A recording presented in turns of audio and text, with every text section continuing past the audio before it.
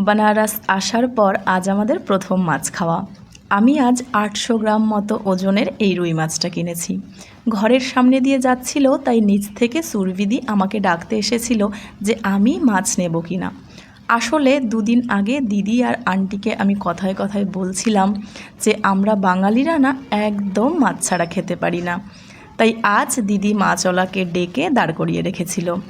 আমি গিয়ে শুনি যদি মাছ নিতে হয় তাহলে নাকি আমাকে গোটা একটা মাছই নিতে হবে, মানে একটা গোটা মাছ আমাকে কিনতে হবে, তারপর সেটাকে উনি কেটে পরিষ্কার করে দেবেন। এবার আমি না বেশ বিপদে পড়ে গেছিলাম।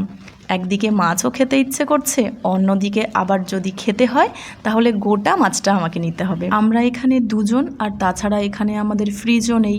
তো অবশেষে সুরবিদি আমাকে বলল যে নিয়ে নাও, এটা আমাদের ফ্রিজে রেখে রেখে খেও।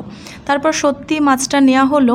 আর ওই যে বললাম আগের দিন দিদি আর ওনার শাশুড়ির সাথে অনেক গল্প হয়েছে, তো সেখান থেকে আন্টি আমাকে বলেছিল যে তোমরা বাঙালিরা না খুব ভালো মাছ রান্না করতে পারো। তাই আমার মন করলো যে রান্না করে আমাদের জন্য কিছুটা রাখবো আর দিদিদের কিছুটা দিয়ে আসবো। তো সেটাই আমি করেছিলাম। আজ আমাদের সাথে দুটো ভালো জিনিস হয়েছে। এক হচ্ছে আমরা আজ মাছ খেয়েছি, আর দুই আজ আমাদের গাদ্দা চলে এসছে। কদিন ধরে ভীষণ কষ্ট করে আমরা ঘুমিয়েছি নিচে মেঝেতে, তো আজকেও মেঝেতেই ঘুমোবো, কিন্তু সেটা গাদ্দার সাথে। তো আজ আসছি, দেখা হচ্ছে কাল। বাই।